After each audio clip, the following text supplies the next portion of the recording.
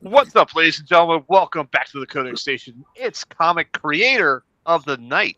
So we're changing it up a little bit. Hey, Liz, thanks for Hello, joining us Liz. tonight.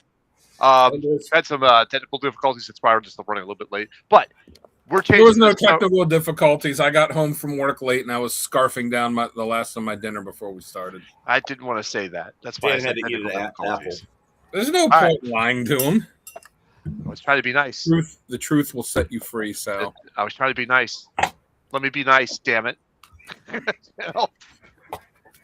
All right. So anyhow, folks, we are changing it up a little bit tonight because we are not doing a character of the week. We're bringing in a new feature to this show called Comic Creator of the Week. It's going to follow somewhat similar format. This is our first stab at it, so we'll probably tweak this as we go. But we're going to run this every other week. With I should say, Once a comic month. characters. Yeah, once a month. Comic character of the week is going to run every other week. But in the 2 weeks that it's not, it's going to be one is going to be comic creator of the week, and the other one's going to be Dan's top 10 list. So, 'Cause who doesn't like a nerdy top 10? yes, we can love a top 10. So tonight we're going to be covering the king himself, Jack Kirby. All hail the king, baby. All hail the king. baby. All hail to the king. That's what it says right below me there. Yes. Mhm. I mean, who better to start off with? You know, when we started Comic Character of the Week, Yeah. what were the first characters we did? We did Superman, we did Batman, we did Spider-Man. You do the big ones. Mhm. When you're going to start Comic Creator of the Week, who better to start with than, arguably, the greatest, the most important single creator. Now you got, Siegel and Schuster did Superman, them, but like Kirby there's a reason he's the king. He's a league of his own. That's right. And of course, Kirby and Stan are linked together. But think of what Kirby did at Marvel, and then what he did at DC too. DC. That's Yeah. how Mobius- And Kirby Hey, had Mobius. a huge career before That's right. Stan even entered the picture. That's Yeah. Golden Age. Yeah. Yep. And lest we forget, Simon and Kirby also created an entirely new genre, and that's not one that we think about much when we're on shows like this. That will be in the intro. Yeah. Romance. Yep. They created that whole genre. The Young Romance was the very first romance book, Simon and Kirby. He was always crafting new ways to get into Stan's wife's panties. Oh, but wow. Wow. Chris has been waiting all week to say that. Not fired. Just to get back at him for not giving him credit for something. Garrett, I got a question for you that after I went to the shop today. Yeah. When I went there, John, one of the guys that works there, was going through orders that they, whenever people can order stuff and like prepay for it and then come and just have to pick it up, or they order it and it just waits under there for them to come pick it up. So he was going through orders that have been sitting down there for a while that haven't been picked up. Do they have that at Comic Logic where somebody can order it and like prepay for it, and then when they come, they're like, "Here's your bag, thanks"? Well, we have a subscription service, which is, we put it in their box, and when they come, they have to pay for it. No, but I mean, they don't have, because for our shop where they do it through Comic Hub, people can go on there and pay for it and then just come and it's set aside and then have already paid for it, so they come and just pick it up. Where it's prepaid? Yeah. Okay, no, we don't have. That's pretty cool. Because he pulled one out where he said this guy already paid for the books and they've been sitting there under the counter since 2020 and he has yet to come and pick them up. I was like, is there anything good in there? And it's just, like a couple kid books and like a random issue of Star Wars and it's just like a couple random, like a Batman animated series comic and like an Avengers animated one, a regular Star Wars book, like just a couple random books. And he's pulling these out and he's like trying to contact the people, and like one of them is a couple bad idea books, and he's like, yeah, this one's only been under here for 3 years. This one's been here since 2020. I was like, imagine that, buying books and then just Not picking them up. never picking them up. And he said one guy, he had a subscription and he called him because, Kirby Crackle. That's right. That's And right. he called him and the guy didn't answer because he had been into the shop twice in 6 months and spent like $45 but had like $300 worth of books in his pull box. So John didn't get an answer. He's like, all right, just put them back on the shelf. And they canceled the subscription. And like 3 days later, the guy comes in with his daughter, spent half an hour looking through the shop, and came up with like, a handful of books to buy and said, oh, I need to add some stuff to my pull. And he's like, oh, okay, what's your name? He puts it in and he's like, oh. And then he has to tell him, yeah, you don't have a pull anymore because you had $300 worth of stuff just sitting there. Wow. Yeah. He said he said he wasn't a dick, that he understood. He's like, yeah, I get it. But maybe that 2020 guy, maybe like that.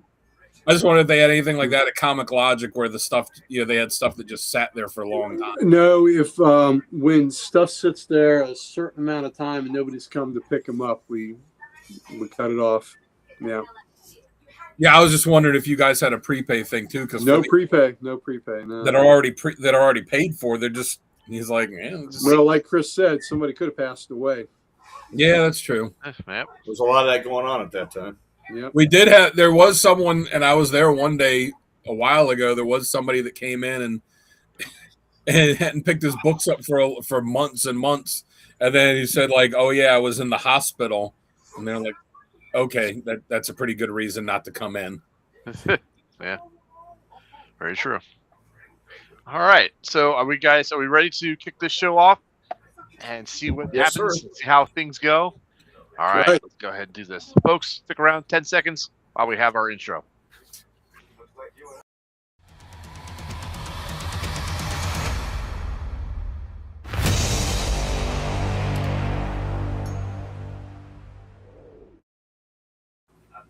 I'm all like, what's a venereal wart? Yep.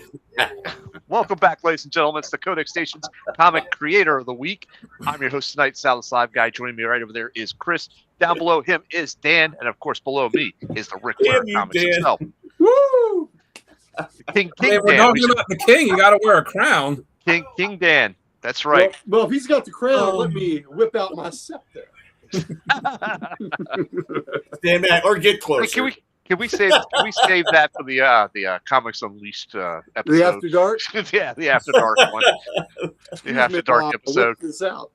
That is a great hat, man. Where'd you get that? Yeah, that is. That well, this is what you were in the pre-show. You heard me talk about this awesome. new show, the $1 million one. We are doing Comic Creator once a month, and this I am the home of the Whopper. Yep, got the Whopper. Is, of course, the king himself, Jack Kirby. So, Dan, you want to kick us off and start us off on everything about Jack Kirby? So do I. Listen, I don't want to disappoint someone, so thank you. I appreciate that. There you go. You know what, Gary? Since I started exercising again, I'm up to 70 push-ups a day. That's awesome, man. Good job. Dan, that is good. Job. Yeah. A little bit more each time. I'll tell you what, by the time I hit 60 and I'm like, those last 10 are rough. Though I did push it to 75 today. Though I will say the last two in that were like very much, not full push-ups, let's say. Is that a straight set? Yeah, just 70 75 in a row. That's great. It's awesome. 70, and then I stand up and I get that head rush where I'm like, oh man. It sucks that I got to do 70 push-ups so I can get this, 10 second and this 10-second hit here. Do a couple different sets, man. Yeah. Well, I also started since I was doing about 1.5 miles to 2 miles on our treadmill a night, and then that broke. So until we got to pick up this exercise bike for my sister-in-law. So until that, I was like, well, I can use the stairs at work whenever I don't have to use the elevator. And I'll tell you what, man. Going up 12 flights of steps ain't no joke. That's a lot of steps. By the time I go from the basement, by the time I get to, I'm good till I get to the 3rd floor, and then those 2 flights of steps up to the 4th floor, like, oh man, this is pretty rough. And then the 2 flights from the 4th to the 5th is real rough. And then from the 5th to the penthouse up there, I'm like pulling myself up on the railing, and I'm like, this is stupid. Why did I do this? Walking down the steps is a lot easier. Yep. That's without a doubt. All right. So, anyway, let's get into Kirby. So, he was born Jacob Kurtzberg on August 28th, 1917 in Manhattan, New York. What a surprise from New York, right? Great year, by the way. I was there. Yeah. Yeah, I heard the city owes you $5 from that year. $5. Yes. And that's worth a lot today. He was born to parents Rose and Benjamin Kurtzberger, who were Austrian Jewish immigrants, which I think that detail is important for, clearly was an influence on his life. And then he passed away on February 6th, 1994 of heart failure in his home in Thousand Oaks, California. But he still lives in our hearts. Yes. Now, they say that you die twice. Once when you actually die, and once when someone says your name for the last time. So if that's true, I have a safe bet that Jack Kirby will essentially be immortal. I agree with that. I can co-sign that too.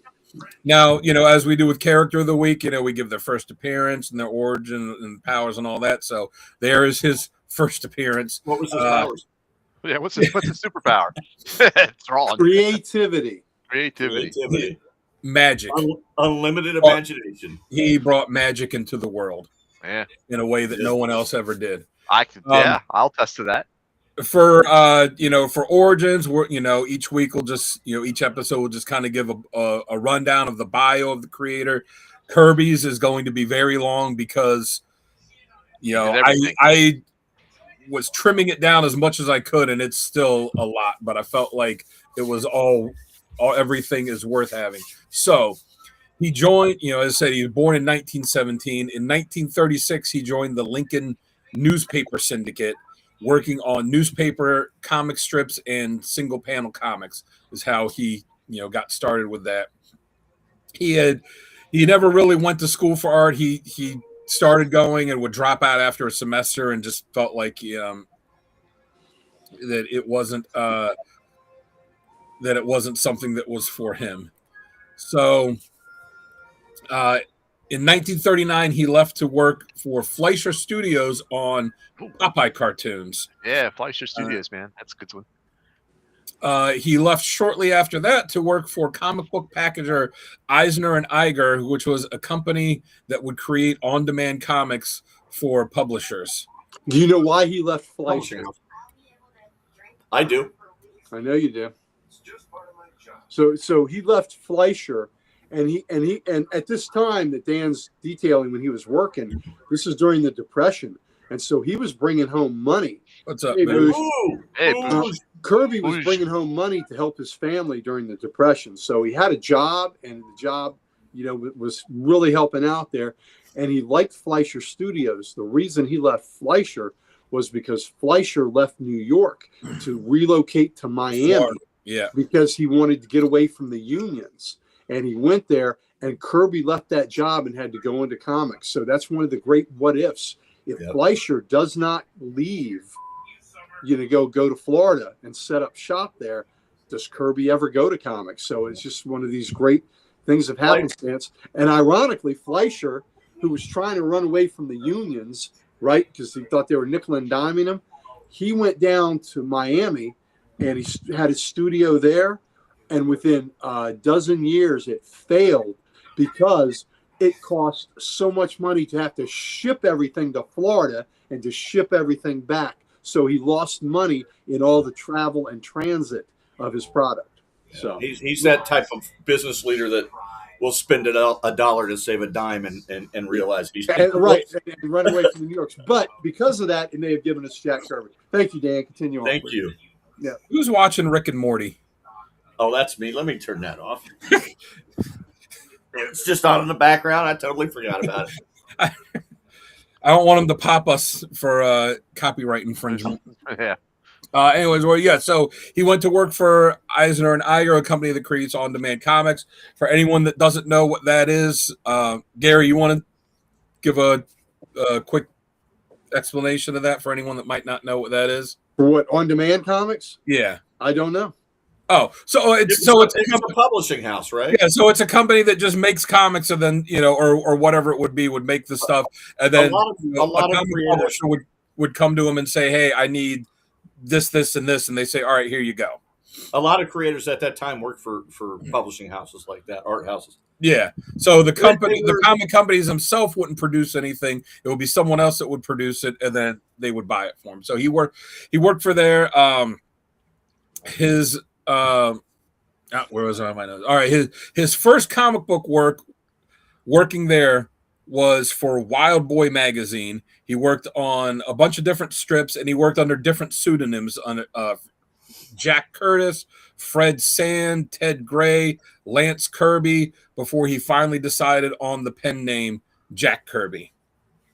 He then left there. He went to work for Fox Feature Syndicate, where he met and started collaborating with Joe Simon, who was an editor there and a writer. Then they left Fox and they collaborated on the first issue of Captain Marvel Adventures for Fawcett Comics in 1941, where Fawcett instructed Kirby to draw like C.C. Beck. Which I thought was funny because how many times over the years after that where people were instructed to draw it like Kirby. Mm-hmm. Yeah. Mm-hmm. They were then hired by Martin Goodman to work for his company Timely Comics, where Simon ended up becoming the company's editor and Kirby became the art director. And this is where they created the greatest superhero of all time for me. They did. Captain America. Yes, they did. The most patriotic superhero of all time. Not the first patriotic superhero. The most. Yeah, the Yes. most. That's right. Does anyone, real quick, anybody know the first Shield. American? Yep, that's right. Mm-hmm.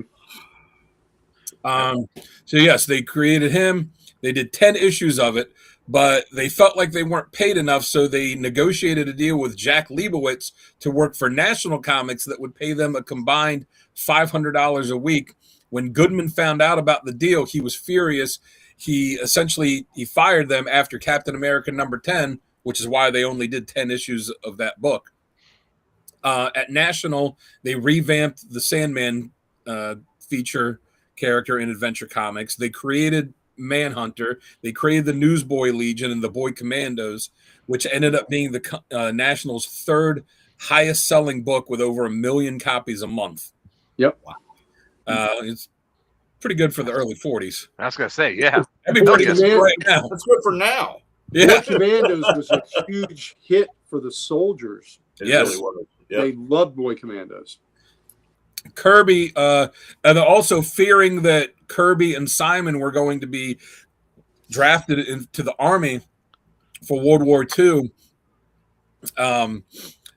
Leibowitz had them produce a whole backlog of stuff so they still have stuff to publish while they were gone. So they ended up hiring ghost pencilers and writers and all that so they could get a whole bulk of stuff that could be done while they were in the army. And sure enough, he was drafted into the U.S. Army on June 4th, 1943, and assigned to Company F of the 11th Infantry Regiment.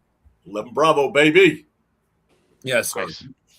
Yes. Now, when he was in the army, one of his lieutenants found out that he was a comic artist, and he made him a scout who would advance into towns and draw reconnaissance maps and pictures. I remember telling that to someone, and they said, well, why wouldn't they just go take pictures? Because it's 1943, and the technology to just go up and take a picture and take it back. Camera was this big. Yeah, that It had technology. a flash bulb on it that would give you away at 400 Mhm. yards. Yeah, so that technology didn't exist. So they would send him, which was one of the deadliest jobs because he would be going off by himself right to the edge of where the enemy was and having to sketch this stuff out, without backup. So, you think, oh, he's just going and drawing pictures. No, this was an extremely dangerous job. He had an anecdote about how when the lieutenant found out he was an artist, he said, "You're Jack Kirby, the comic artist?" He goes, "Yeah." So Kirby thought, "Oh yeah, I'll get in good with the lieutenant. He's going to want me to either draw some Newsboy Legion pictures for his kids or some Captain America for his kids." He goes, "Nope. He wants me to go behind enemy lines, scout out of town, and draw the town." And if you look into Jack Kirby's military career, there's some impressive stuff that he did. So he didn't I've said it before, he didn't create Captain America. He was Captain America. I buy that. Yeah. Can I ask a question? I digress a little bit. Yeah. Now, when he revamped Sandman, was he responsible for that horrible purple and yellow costume? I don't know if he did that costume, but I know he did a different Sandman character later when he had, it was in the 70s when it had the yellow and red costume, but it wasn't Wesley Dodds. It was a different character. Yeah, Chris, I don't know if he did that costume. I don't know who was behind that costume change, Okay. but that was a terrible costume change. And those issues of Adventure Comics, yeah, I wasn't loving the the costume change on that. Yeah.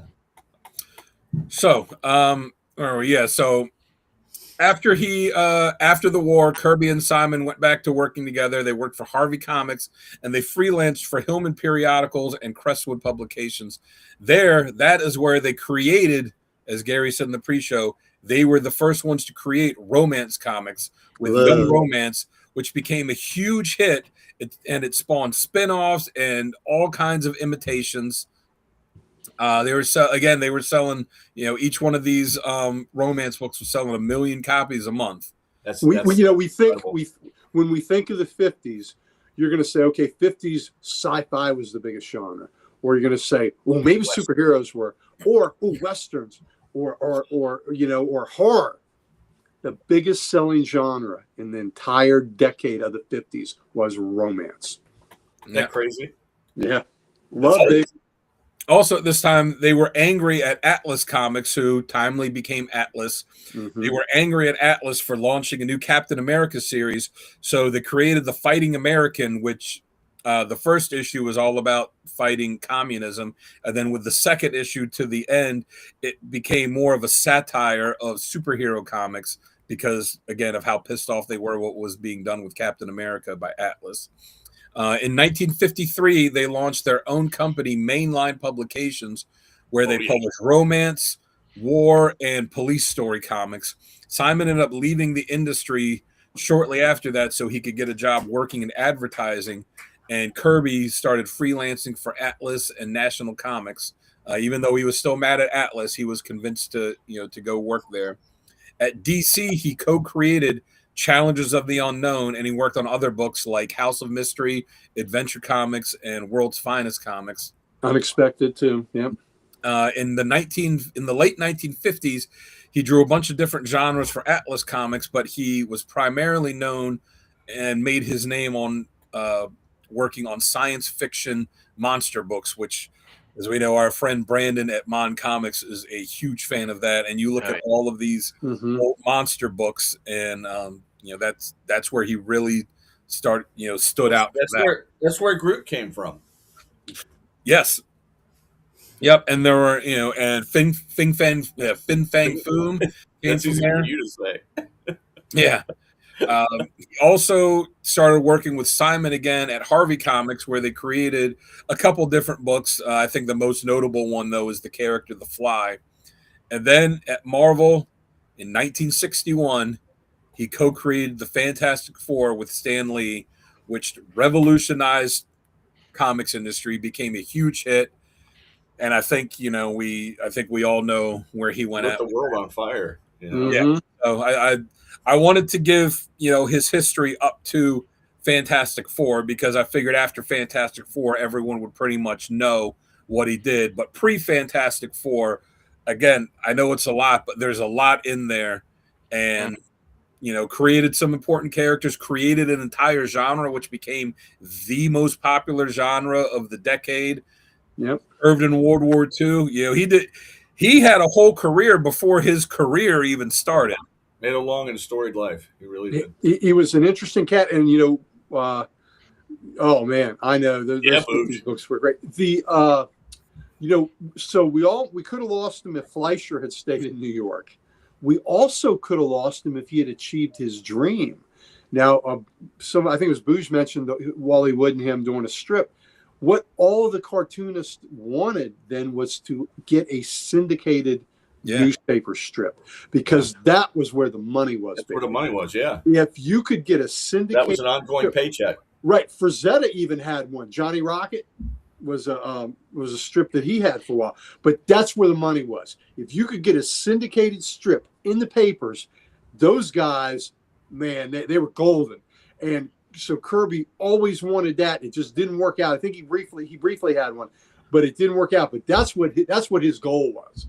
And we, if he had gotten that, man, we'd be the lesser for what we would have missed out on. If he had gotten that. Marvel may have folded. I mean, if you're right, it very well could have affected the sales of the Fantastic Four when it came out. I've said this before. I mean, anything could have happened. I've said this before, and I know that it's co-created by Lee and Kirby, but in my opinion, I don't think that's a 50-50 co-creation. I think that is much more to do with Kirby than it is Lee. And you can look at Challenges of the Unknown, which he had done before that, and with that, and especially with the way the Marvel method was. Yeah. Well, it was a lazy way for Stan to write. He would give a plot to Jack and say, draw it, and then, I'll fill it in. It's either Challengers 3 or Challengers 6. So anyway, the origin of the Challengers is very similar to those. But either 3 or 6, the Challengers actually went up into space and came back, and one of them had invisible powers. Another one of them had fire powers. No. So, yes. I didn't know that. Yeah, it's either 3 or 6. I just saw. It's awesome. Yes, Sky Masters. That's what it was, Boost. Sky Masters. Yes, so it was even more than we think it is. Closer to the FF. It was his Challengers Unknown. And do you know what his first Thor that he ever drew was? Oh yeah, it wasn't for Marvel. It was Tales of the Unexpected, number 16 for DC. Was the first Thor. Thor, not the comic book version. Yeah. Yep. So, all right, very cool. Cat. The man. That's awesome. That's a hell of an intro, man. That's a hell of an intro. But it is. They're not all going to be this long, but there's a reason we started with Kirby, and like I said, he essentially had what could be considered an entire career before the career that we all know about. Mm-hmm. Absolutely. Yeah. All right. So for our next segment, we usually do what works best for this character, but we're going to go with what works best. What did this creator work best at? Like what was his wheelhouse? And Uncle Gary, I'll let you kick this one off. All right. Well, I think his wheelhouse was dynamic action, right? I'm going to say, just looking at his panels, right? Kirby is not my favorite artist. He's not on my Mount Rushmore, but I sure as hell appreciate Kirby and the style he had, the dynamic action that would go. His covers were just action-packed, almost three-dimensional and with motion. It just you could just feel the crack of the punch or the slam, body slam, or and then when somebody mentioned the Kirby crackle before, when he'd go cosmic with the sci-fi, it was so cool. But it's always cool when you see a Kirby cover. You always know, that's Jack Kirby there. Yeah. It's just really great when it's like the same thing about a musician that has a certain voice you hear, and okay, that's Johnny Cash. There's nobody else it could be, and that's the same way it is with many of the Kirby works. So he has his own unique style, and what and the action that he put forward, and then the characters, the dynamic characters he would create. So yes, so Stan might, he and Stan's relationship is a tricky thing, but he's the one that made these characters. I think he's the one that created these characters' looks and their images, and then Stan adapted from there. Is how is what I think happened. That he gave them some personalities and all. And the thing is Jack Kirby. Yes. Oh yeah. For anybody that doesn't know, and in DC, there's a character that's Kirby, Mel Turpin, the cop. Yep. The Superman cop. Yeah, the cop in Superman. Right. Was Kirby. So so and the thing is named Benjamin. What was his dad's name? Dan? Ben. Benjamin.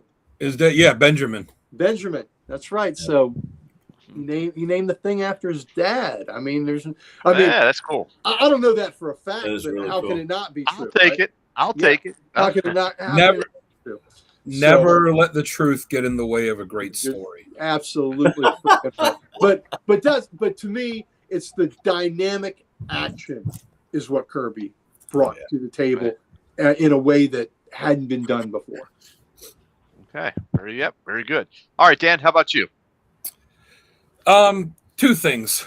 One, I'll say X-Men, Captain America, Fantastic Four, Hulk, New Gods. That's more than two things. Silver Surfer, Thor. Black Panther.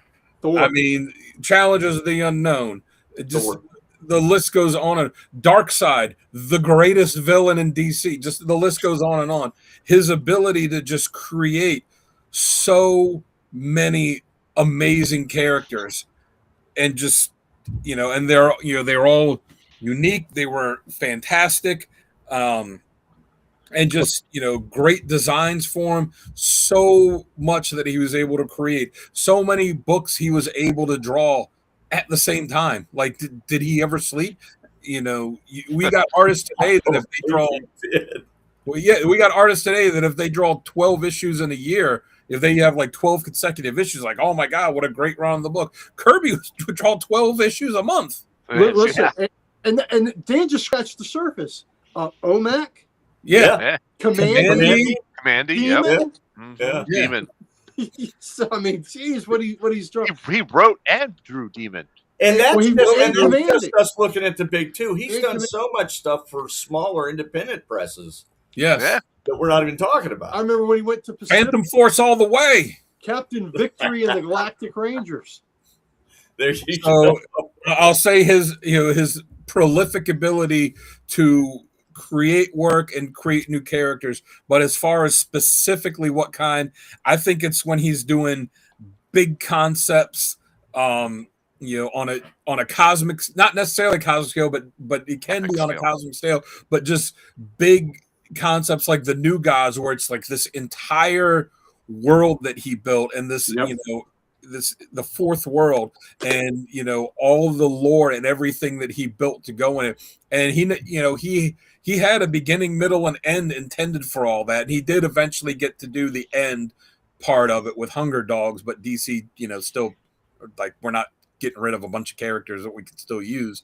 But that stuff, and like all the stuff he would do on Fantastic Four, these big, epic storylines and these big epic tales, I think was great. And yeah, like Gary said, he's artist wise, his figures could look blocky at times, but he drew motion and action really well. He was, he did the facial expressions really well, but the detail that he would put in his, it's not like it's not like it's a lot of it out there. But like the backgrounds you're doing, you'd see some of these splash pages and these double page splashes, and the detail that's in all this stuff. It's amazing. And like you said, the Kirby crackle, which is awesome. And the one thing I always loved is they refer to as the impossible machines, where he would just draw these machines and the detail in it, and it looks so awesome. And it's called an impossible machine because it's impossible to work. There's no way that it could work. It's not technical in the sense that he's drawing it where you could look at it and say, oh, this is how it works. He's drawing it because this is an amazing thing to look at. And, who cares scientifically, if this gear and this knob and this lever work like this. It's just amazing to behold. When he had his falling out with Marvel, the one in the early 70s, he had several, but the one in the early 70s. And when he went to DC, Chris, do you remember what the in-house ads in DC were saying to promote his return? What he's coming, or Ditko's coming, or Kirby is coming. I'm sorry, Kirby. That we're talking. Kirby is coming, and that's the whole in-house ad. You didn't see a picture; you just said Kirby is coming. Yeah, just two words. And those were in-house ads, which is so cool. Who gets that? It was a big deal. Yeah, it was a huge deal. Who gets that? Who gets that kind of treatment? And it's kind of hey, we got the guy that created the Marvel Universe coming here. Yeah. Well, and of course he had deep roots with DC. He had been there for a long time. He'd worked there in the 50s. Like I said, a lot of those House of Secrets, House of Mystery, Unexpected. He was doing those books quite a bit. But when DC always liked to rub it into Marvel a little bit by saying, because he got a raw deal with all the characters he created at Marvel and didn't get compensated for them. DC would say, we paid more to Jack Kirby for creating Darkseid than he got for creating the entire Marvel universe. So, I mean, that was just a little dig. That's true. Well, that's a little jab there. Oh, yeah. And look at the villain they got. Yeah. Well, Yeah, again, the greatest The villain biggest in their bad of all universe. big baddies. I mean, yeah. Well, like Dan said, the whole fourth world. oh, it's amazing. And look, with me, my favorite Kirby work of all, and I'll talk about later, is Commandy. Oh yeah, Commandy was Planet of the Apes on steroids. You know, Yes. he took what you knew from Planet of the Apes, but then, it wasn't just the apes that could talk. It was the leopards, it was snakes, it was bears, it was tigers. Everything. It was awesome. Oh my God, I love Commandy. One of my very favorite books. And it's funny, Planet of the Apes, because DC wanted to do a Planet of the Apes book. They couldn't get the rights to it, so they just went to Kirby and said, "Hey, do a Planet of the Apes thing."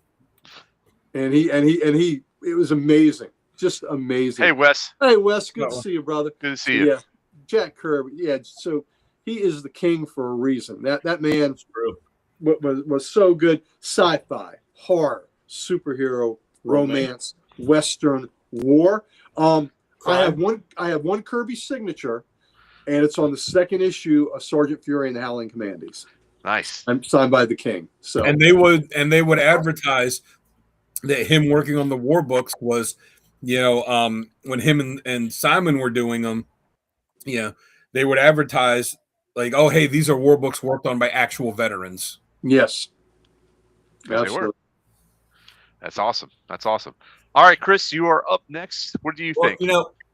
to piggyback off these two gentlemen, Which I'll be doing as well. he was absolutely a world builder. I mean, his imagination was so fertile. I mean, he created over 400 characters, maybe even more. Yeah.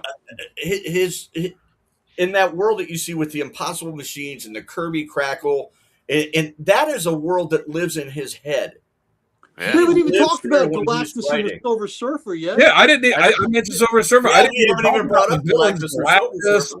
Galactus, Red Skull, like I said, Dark Side, all of the the Dark Side minions, Doctor Doom. Like there's just Loki. There's so many. He just had this eye for costumes and characters and designs. He was amazing. Like I said, he wasn't just creating characters; he was building worlds upon worlds, and he was amazing at that. Just phenomenal. And like Gary said, when I was younger, I wasn't really a fan. We had superstar artists coming up. We had Neil Adams, we had Kaluta, Wrightson, and then Perez, and then we were getting hit by all these really more modern artists. Perfect, more modern styles. Yes. Yeah, that had and Kirby comes from a day when Kurt Swan was doing art, and that guy's art was the stiffest art you'll ever see. Not that I'm not a fan; it was just very stiff. Yeah, and I wasn't attracted to Kirby's art as much as a young man, but as I got older and looked back on it, I was like, man, what was I really missing? I mean, I was reading his stories, but I wasn't really looking at his art as much as I started to later on in life and really appreciated what he built. And he built this hobby that we love. And I'm the same way. And I think about it too. We were saying, like I said, he was penciling multiple books every month. And you look at the detail that he put into some of these. What if he was just doing one book a month? And it's like, hey, you could just focus on drawing one. Yeah. You could draw 30 days. You could focus one page a day and you'll be set.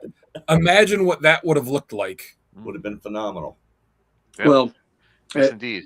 And like Wes said, he had a blank slate and just created all these things. And he would take everyday phrases and make characters out of them. And like he was scot-free. And he was a scrapper too. He was a scrappy character. I know one of the Newsboy Legion. There's another Newsboy Legion and Guardian. He created them too. Yeah. Scrapper was one of the guys. But when Kirby was a kid growing up in New York, he was a tough guy. He would take the subway to other neighborhoods and pick fights to see if he could learn something from the guys he was fighting, style-wise, to help him. He ran the streets. Yeah, he ran the streets of Manhattan. Yeah, but he'd take the subway and go to the other boroughs. Oh yeah, and pick fights to see if he could pick up any fighting tips from the dudes he was fighting there, anything he could pick up and use for his own battles. He was a badass. That's a tough SOB right there. That's a he tough walked SOB. the walk and talked the talk. That guy was a true man's man. Yeah, he was. And he believed in his storytelling. There's this fantasy world that he wants you to see where good always conquers evil. Mm-hmm. Yep. And he had that in his heart, which tells you what kind of a guy he was. Yeah. Absolutely. Yes, absolutely. Look, anybody who's got the Thing has his alter ego. You know, the heart isn't any. The Thing's. I think we talked about this before. The Thing is the heart of the Marvel universe. Oh yeah, yeah. The Thing is the heart of the Marvel universe. Yeah, absolutely. And that's his only vulnerability too. Yeah, right. The Thing is his heart. Yeah, you know, he's just a big softy. Yep.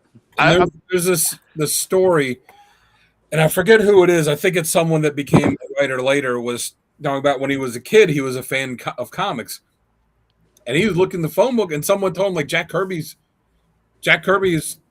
in the phone book. So he looked up, and sure enough, there's Jack Kirby's phone number, and he calls the house. His wife Roz answers the phone, hello, and this kid's, you know, this guy's saying when he's a kid, he's going, is this Jack Kirby's house? Like, hold on. He's like, Jack, phone's for you. He comes up and the kid's like, oh, you can stand, tell him to fuck off. Well, he's like, oh, Mr. He's like, oh, Kirby, like, oh, you know, I'm such a huge fan and blah, blah, blah. And, you know, I just saw you're in the phone book and I see you live really close. He's like, oh, where you live? And he tells me, he's like, oh, yeah, that's right around the corner. Have your mom bring you by one day. So kid's mom takes him to Jack Kirby's house, and he's talking about how him and they let him in, and his mom's sitting in the kitchen at the kitchen table smoking cigarettes with Roz and talking to her, and the kid just gets to sit there by Jack and watch him draw comics. Like, dude, that's so cool. mean, yeah, who does that? Today would tell a kid like, "Oh yeah, have your mom bring you by the house, and you could just hang out with me while I draw one." Like, yeah, the police would show up. I mean, think about how cool Chris Hansen would be like, "Oh, can you take us? Yeah, come out of the kitchen." First comic is free, kid. Yeah, but what a great guy. And you know, Kirby was done wrong in those days at Marvel, where they took, you know, back in the day, it wasn't just Marvel, but you didn't get your original art, and all this art Kirby had, and then it got to the point where he fought for it and he won it in a lawsuit, and they were hiding it from him. He couldn't get it, and there were stories where he'd be at a convention, he'd go to a convention, and people would have pages of original Kirby art to sell. They'd see Kirby in the room and they'd put it under, they'd hide it, right?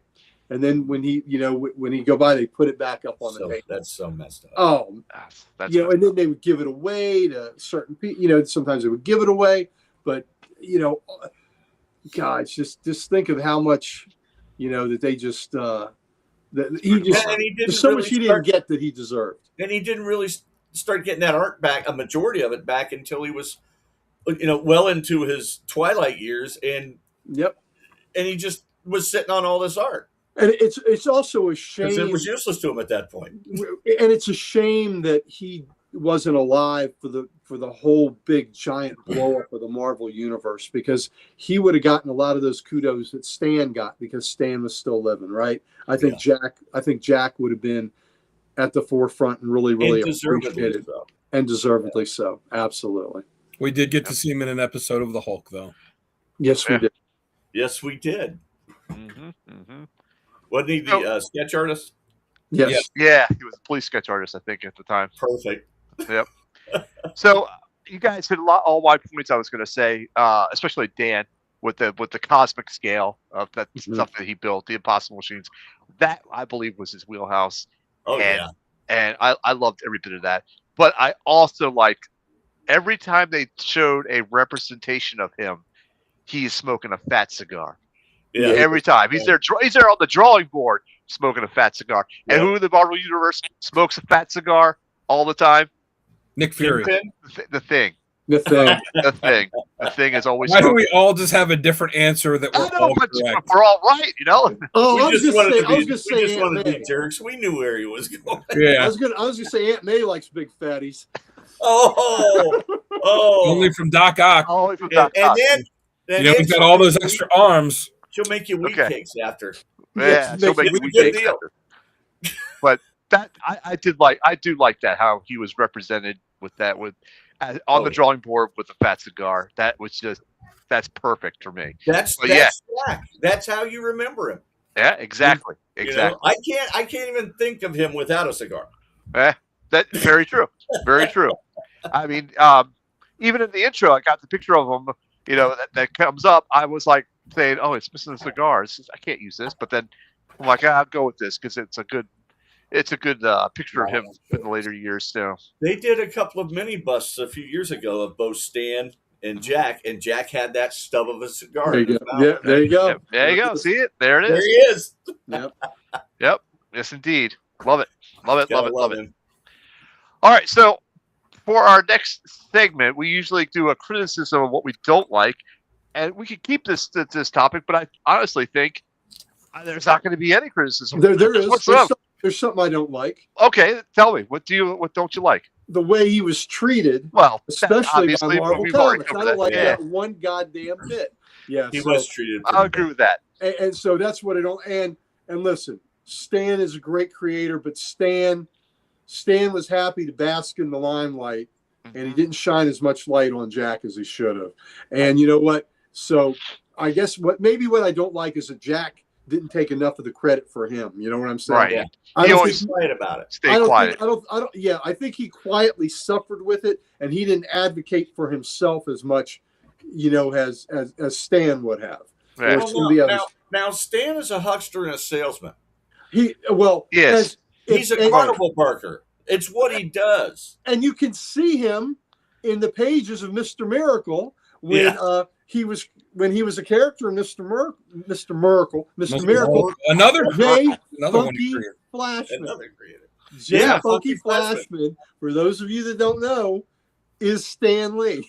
Yeah. Stan Lee. So there you go. And House Roy was Roy Thomas, who Kirby considered his Stan's suck up at the time. So there's a lot out there about about Roy Thomas, at Marvel taking, firing creators from books so he could do them, and who knows if it's true or not. But I'll say this: still like his work. Still love his work. Still great creator. Yeah. So we'll probably be doing a show about him one day. I would hope so. He's one of my favorites. Stan would not have had close to the career he had without Jack. Now Stan had stuff where he created stuff like Spider-Man and characters with other creators, but the bulk of that early stuff was with Kirby. Stan would not have had the same career without Kirby. Kirby would have had the same career without Stan. So, he was. I think Stan needed Jack more than Jack needed Stan. And Jack also collaborator with Stan. They collab. I mean, they were a great team together. Yeah. Unfortunately, like Gary said, right. I don't think Jack wanted to rock the boat. Yeah. Well, I don't think he was a hey, look at me guy. Yeah. I think he was a guy that wanted to be appreciated and thought you should be looking at him. Well, but he's also a guy who struggled working through the Depression too. And that's right, but he wasn't a guy that wanted to have to blow his own horn like that. You know what I mean? He felt he deserved the respect, but he shouldn't have to beg for it. And he did deserve it. He co-created. He basically co-created what is the modern Marvel universe. Right, with the exception of Spider-Man. And even Spider-Man, they didn't like Ditko's cover, and Stan Lee was like Jack to draw it. Amazing Fantasy 15, right? And it's funny when Simon and Kirby were working at Timely, they had rented another office, and they were ghostwriting and drawing a series for other companies that they were doing under pseudonyms. And Goodman found out about it and got pissed. And Jack and Joe Simon were sure that Stan ratted him out. Stan snitched on him to his uncle, who was Martin Goodman's his uncle. I bet he did, because Stan was working as copy boy at the time, wasn't he? Playing his flute. Remember playing his flute in the office, driving him all crazy? Yeah. So Yes. and listen, we're not going to bash Stan on his episode. So no, I love Stan. So we'll appreciate. So this was the episode to bash Stan a little bit, right? Well, Stan was younger than Kirby. Yes, he was. He was Kirby. Stan's first published work was a very short story in Captain America #1, like a little prose. It's like one of those one-page prose pieces, wasn't it? Yeah. They had to have those in there for mailing purposes. Right. And I think his first creator was it the Destroyer or the something that effect in like the 7th issue of Captain America, or I think it was the Destroyer, but he got it. I think it was. Yeah, the Destroyer sounds right. Yep. So, and that was an early issue of Cap, but listen. Well, there's a name. He reached for that name. Yeah, he did. There you go. Hey, the two of them had one of the most amazing collaborations in comic history. That's they're the Lennon and McCartney of comics. Yeah. Yep. Yeah. The Simmons and Stanley of comics.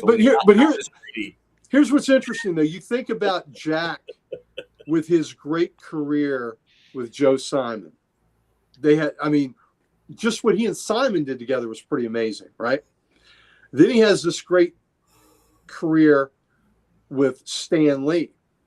Yeah. And then after that, when he goes to DC, who does he collaborate with on all the, Mr. Miracle and Demon and Commandy and the New Gods and all? Who does he collaborate with? Himself. Nobody. That was all Jack. All so Jack. I think that's kind of cool, right? That this great third act of his career, he didn't collaborate with nobody, baby. It was all him, all the time. And what's amazing is he could have stopped at any point along the way of those 3 chapters and been done and left a huge indelible mark on the comics industry. But no, without a doubt, kept going. And just his life is a legacy.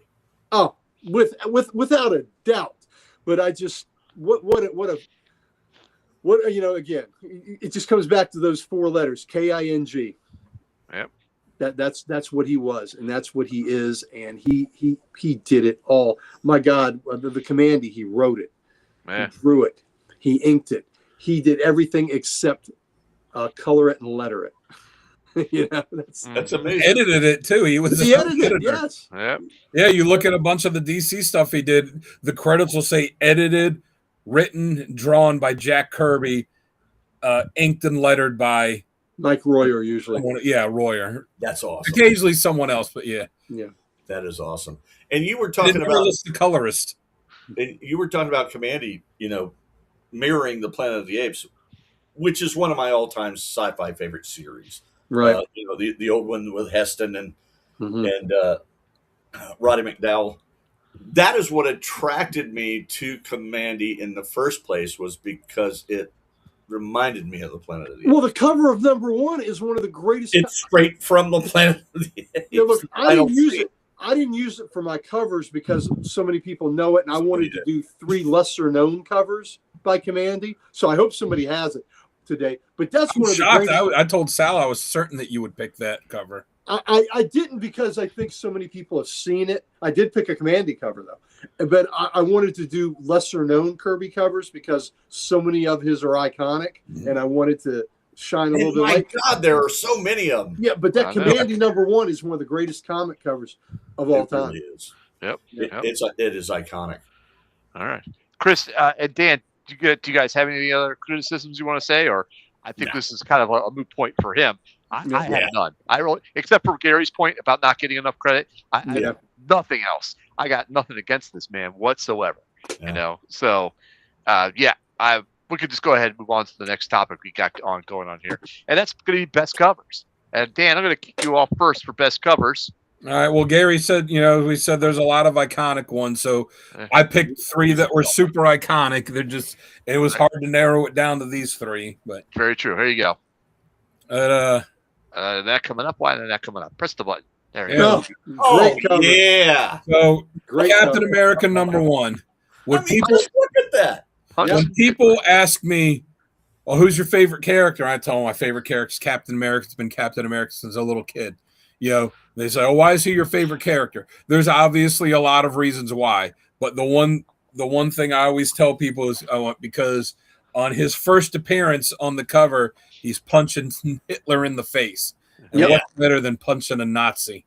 Yeah, and blocking a bullet with a shield. Not just a Nazi, but the head Nazi. Yeah, and it's again, iconic cover. How many times have you seen it homaged? It's dynamic. It's it's great in every way. The middle one, Fantastic Four, one of the most iconic covers in history. It's just there's so much going on this cover. I've always loved this cover. Yeah, and if you're a kid and you're in on the newsstand and you're and you see this cover there, you remember this isn't like today where you're going to a comic shop and there's 18 different covers for each book that comes out each month. You're picking stuff up off the newsstand and you don't know what's coming out, and it's just what you saw was what you got.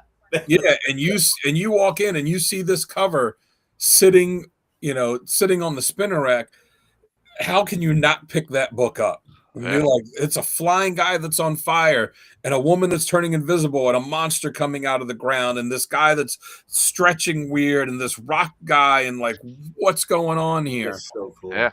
And I mean, this is, I don't know what the most homage cover in comics would be, but if it's not this, it's either this or Action Comics #1. I mean, all three of these covers have been homaged a million times. Yeah. I own 2 of the 3. Woohoo! There you go. And then Avengers 4 again. I was really wanting to put a DC cover in here, but I also knew that Gary was definitely going to put some in. And again, Cap being my favorite character, this book again, dynamic with the action in it, how it's coming towards you, to the Captain America lives again, like oh my god, cool. It's so great, and just there's not enough good stuff you could say about this. Can we talk about this Fantastic Four cover for a second? Yeah, go ahead. I've never really noticed the right side of this cover and the depth of field with these shops here. Mm-hmm. I have only ever concentrated on the action in the middle. I think it's the first time I've really paid attention to it, and it's pretty impressive. And look at all the word balloons. All 4 of them had word balloons. Yeah, all the talking, which was interesting. But I think that Avengers cover is one of the most dynamic ever. Of the 3 of them, okay, so punching Hitler, that is really awesome. But man, Cap coming at you like that, if you're a kid in the 60s and hadn't seen Cap in a while, that is, bam, there's Cap. I mean, he was on a Sergeant Fury cover, and he was on Strange Tales. He was also on the Strange Tales cover. But this is him back in the, back with all the other heroes interacting. Oh yeah, so and not just that 1950s commie smasher Cap either. Right. This is Steve Rogers. Yes, it is. Right. Great covers, Dan. Great covers. All right, Chris, I got yours coming up next. You ready? Yes, real quick before you change. Yeah. There's a reason that you see his shield looking one way on Captain America #1, and and looking different as the shield we know on Avengers 4. But the shield actually changed on Captain America issue 2, because if you look at the character we mentioned earlier, the Shield, his body looks very similar to the design of that original shield for Cap. And the creators went to him and they're like, you better change this. It's his whole chest. Yeah, so it got changed in the next issue to the round one. Yep. Very cool. Very cool. That's neat. All right, Chris, here's yours coming up. Oh, there you go. Nice. Good job with that, Commandy, buddy. There we go. Yep. I just love this this romance comic on the left. I mean, that's obviously Jack and Ross. Yes. You can just feel the love he had for her in this art. I dig this cover. Oh, you know what, Chris? That is a great point. When I've seen that cover before, but I had not put that together. That's Jack and Ross. That is fantastic. I love that. It's a beautiful, beautiful homage to the romance he has. Yep. Yeah. And of course, the iconic Commandy. That has Planet of the Apes written all over it. The final scene, spoiler for anyone who hasn't seen the 1968 version of Planet of the Apes. Thanks, Liz. Yeah, which was screenplay written by Rod Serling. At the end of that, he finds the Statue of Liberty along a beach, and realizes that he is on Earth. Damn dirty apes! The future, damn you all to hell! You did it! And look what's really cool about every issue of Commandy is before you get Commandy Last Point Earth, they had really cool things at the beginning. Beasts that act like men who act like beasts. See the world of Commandy, The Last Boy on Earth. Oh, that's awesome! I love that. It makes you want to read it, right? And they would have a different blurb in front ahead of every title, every Commandy title. They'd have a different. Awesome. One of my favorites was it was like a Gunga Din remake, except the 300 British bulldogs riding to death. Dying like men. Awesome. So great. Do they have this collected? Is this yes in a reasonably economic volume? I have. There's several different volumes of this. I'll show you one now. So yeah, the Commandy stuff. Cool. He did the first 40 issues, and that would be all I would want. And it went 59 in all, but the first 40 issues were Jack. Yeah, and wow. Great, just that cover's amazing. That is really cool. And then you've got this. I just wanted to include a Golden Age cover that wasn't a Golden Age cover that you always saw that he's done. And that would be this. I mean, look at it. You got Bucky beating up both the Red Skull and Hitler. That's right. I mean, how cool is that? Yep. Now, I know that he worked on some issues of All-Star Comics. Did he do covers for any of them or just interiors? No covers that I know of. I don't believe he did any covers. Interiors, as far as I know. Yeah. All right, very cool. Great covers, Chris. Uncle Gary, got you here. There you are. All right. Man. Nice. Let's start with the center one. That's the Golden Age one I wanted to give. He did he also did the Manhunter. The Paul Kirk Manhunter, and Adventure Comics has 2 Manhunter covers, and I may need to get one of the 2 since I have a Starman cover and a Sandman cover and a Hourman cover, so I might need to get one of these 2 Manhunter. But I love that. That's giant. A great cover. Yeah, he's got the spear and it's got the sub underneath there, the Nazi sub, and it looks like he's already gotten one ship in the background. It looks like he's gigging for subs. Yeah, there he is. He's gigging for subs. And the man, so just an awesome cover there. The one on the right, that is one of the most amazing Thor covers ever. And that was an amazing storyline with Galactus. But that is just classic Kirby with the hammer, Thor. Oh, man. Look at that hand. Yeah, absolutely. That hand coming out at you. That's Kirby all the way. And I tell you what, I really struggled between this and Thor 126, where he and Hercules are grappling on the cover, and the hands are coming at you, and they're both trying to get a hold of. I think they're both grabbing for the hammer, and it is just such a great cover where you just see the muscles just rippling on that cover, and that was a really tough story. That's a good one. Oh, it's a I absolutely would. I would think that Hercules would be the kind of guy that would reach for Thor's hammer. Yeah, absolutely. I see what he did there. And he's trying to give him the gift. He'd be the one receiving the gift. Yeah, there you go. 4160. And then on the left, here we go. Commandy and Liz, thanks. I wanted to get everybody. So many people have seen the cover Commandy one. I don't know how many people have seen this. I have every issue Commandy. I love all the covers. Here we go. I love this one. There was something sinister abroad in Chicago, and it wasn't the mobsters. Read the hidden secret of the last gang in Chicago. How cool is that? Commandy on the hood of the car. Got bullets hitting it. Got mobsters shooting gorillas, and they all have guns. I mean, come on. It's like Planet of the Apes meets Star Trek's Piece of the Action. Yes. Oh, yeah. One of my favorite episodes. And look, mine too. And what do the mobsters have? They got Tommy guns, baby. Yeah. For somebody that shot a Tommy gun, that's a really cool gun.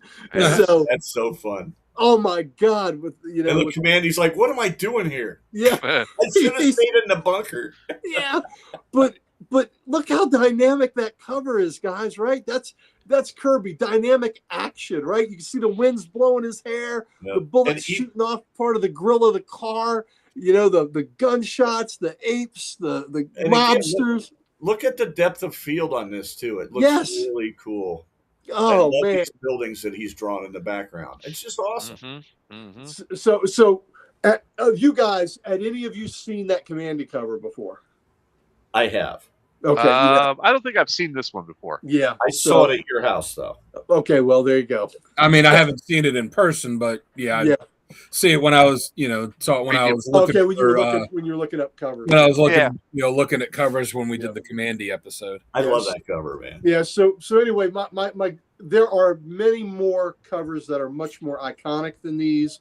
My goal on this was just to maybe get some new eyes on these covers that maybe love that Manhunter one. Yeah, it hadn't been seen. Oh, I know. Really cool. I think I may have to keep that on my watch list to maybe get that one. Now, correct me if I'm wrong. These are the same Manhunters that ended up at the Green Lantern Corps, correct? Yes, yes. But with this Manhunter, but that was retro. That was retro. I know. Yeah, it was retconned in. This was retconned in. Yep. Yeah, this is the original one. This is Paul Kirk. Mm-hmm. That is Paul Kirk, who ended up being the Manhunter that Walter Simonson created. Was this Paul Kirk Manhunter? But yeah, the original Manhunter was Paul Kirk, and he had, like I said, he had 2 Adventure Comics covers. Now, as great as that cover is, I have to admit that his Sandman covers with Sandman and Sandy in the gold and purple uniforms, Kirby did quite a few of those covers. Did not enjoy them. No. But that Manhunter cover. Now, weren't there 2 Manhunter characters because DC acquired the rights to another one that? Yeah, and I can't. I think it appeared. I saw him appear once, and it was in that All-Star Squadron I was talking about last week. Right. Yes. Okay. Nice ones, Gary. Those are great covers. Beautiful. Those are great covers. All right, here's the covers that I chose for tonight. The demon. Good job. That demon cover is iconic, brother. Yes, it is. Are you talking about the Manhunter that was in the book that Plastic Man was in? The police. Oh, the police comic. Yeah, may have been him. Yeah. I think DC. Well, if they acquired Plastic Man, they would have acquired him. Yeah. Right, when they got the Quality Heroes. Yeah. Yeah, he was a cop that became Yeah. He was very private detective-y. Okay. Yeah. All right, so let's start off with that Thor 135. That's it's classic Kirby, man, with the hammer swinging, the monster coming down. But I like how it's just on the plain white background. It just makes everything else in this picture pop. And all I love the movement. Yeah, exactly.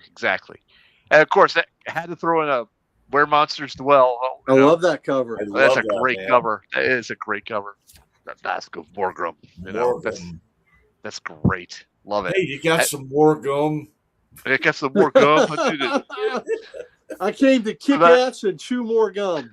Yep. I need some more gum so that I can destroy it. Anyhow, the demon, of course. That is drawn by him. That's beautiful. Awesome. Sorry.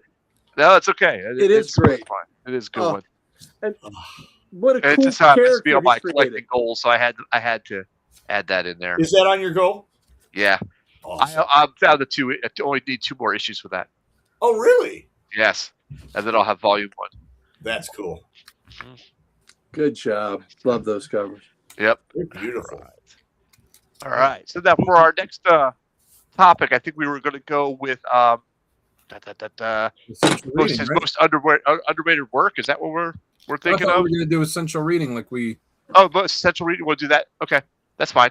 I was looking at the document you had earlier. But all right, so most essential reading. Let's go ahead and jump to that. And Chris, you can go first. And here is yours. I mean, all of these go without any explanation. Yes. Yeah. It's, I mean, the Fantastic Four, all the work that he did, and let's face it, world building that he did for Marvel Comics within the pages of the Fantastic Four, it set them up for years and years and years to come.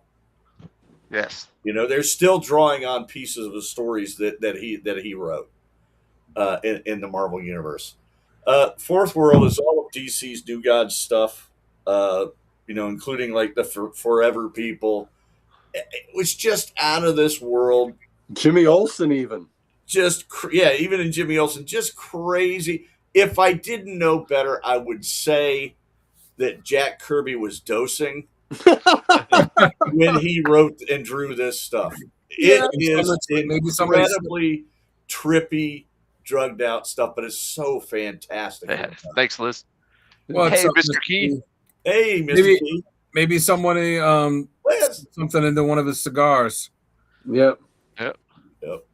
And of course, Commandy. I mean, it's awesome.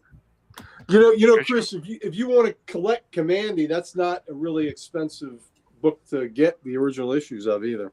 That may be just something I would want collected because you know me, JSA. Be a good omnibus. Yeah. Mm-hmm. Absolutely. I need a Commandy omnibus and a Fourth World omnibus. Absolutely. Just good reading, all that. Mm-hmm. So read it all. And with Fourth World, you have to make sure to get the Hunger Dogs too, which was the one that when he went back to DC years later to do it, which was what he. That was a graphic novel, wasn't it? Yes, it was like what he kind of considered to be like the wrap up of it all. I believe I have that somewhere in here. It's all right. Excellent. Very cool. Let's see. Dan, I got yours here, so let's kick you off. All right. So start off Fantastic Four. I mean, of all of Kirby's great works, I think Fantastic Four is the number one thing that, at least for me, even though I'm a huge Cap fan, if I hear Kirby, I think of Fantastic Four. Though it's issues, what he did with Stan, issues 1 through 102, and I believe the first 7 annuals. I could be wrong with that. That sounds about right, and definitely through 102. Yeah. And I mean, it's just so many characters created, so many ideas, just so much that comes from that. And then Black Panther, Galactus, Silver Surfer, Doctor Doom, the actual Fantastic Puppet Master. Yeah, just so many characters. Wireless, just the list goes on. Yeah, so it's a must read, and it's also cool to see his style evolve over the years with that too. Captain America said my favorite character, so I had to have him on here. Him and Simon did the first 10 issues of Captain America comics for Timely. Kirby came back to him later with when he did Tales from Suspense. Kirby. It was issues 59 through 68, 77 through 86, 92 to 94 of that book, Tales of Suspense. And then Tales of Suspense became Captain America with issue 100, and he did 100 to 109, 112, 193 to 214, annuals 3 and 4. So it wasn't the long unbroken run like he had on Fantastic Four, but he had some fantastic stuff in it. I mean, how the cover for Captain America 100 could have easily been on, Yes, I considered that one. That was a great cover. Yep. Yeah, it's fantastic. Great storylines that are in it. When he did it, when it was Captain America and the Falcon, and the book 2, the one I got on the spinner rack behind me, issue 200. And then the last one I have is the DC Universe, the Bronze Age Omnibus by Jack Kirby. That is the sound of this monster omnibus. Here, I'll let you show it off here. Hold on. Let's see, where are you? There you are. Show it off. My wife got this for me for our 8th wedding anniversary because it was the bronze anniversary. Wow. It's also a home weapon. Yeah. I don't drop that out a window on somebody. You talk about exercising, man. This thing is how many pages? It is 1,400. It's about 1,470 pages. It's got all of these books. It's got character file stuff in the back. Oh, cool. I see a picture of the demon there. Yeah. All right, man. So this features. It doesn't feature everything for DC. It specifically is some of the stuff that he's not as well known for. So the Fourth World stuff is not in here. Commandy is not in here. What is here is, among other things, in the Days of the Mob 1 and 2, which 2 was never even published, which is a mob magazine that he did. Spirit World 1, Weird Mystery Tales 1 through 3, The Demon 1 through 16, The Sandman 1 through 6. That's the one with the red, golden red. Yeah, it wasn't Wesley Dodds; it was a different character. Yep. OMAC 1 through 8, Our Fighting Forces 151 through 162, which features the characters, the losers, which I absolutely love those stories. Those are so good. The losers are great. Yeah. Superpowers Volume 1, 1 through 5, Superpowers Volume 2, 1 through 6, Atlas, Cobra, Spirit World, Manhunter. There's so much in here. Challengers of the Unknown. Look at the color in that. That's a nice quality omnibus. Yes. Yes, it is. So much the tome in here. Yeah, just look. So, wow. I picked this because I wanted to have DC stuff as well as Marvel stuff. And where's a good losers cover? Yeah. And I wanted to pick DC stuff, and I thought this would be a good one because it's a hefty boy.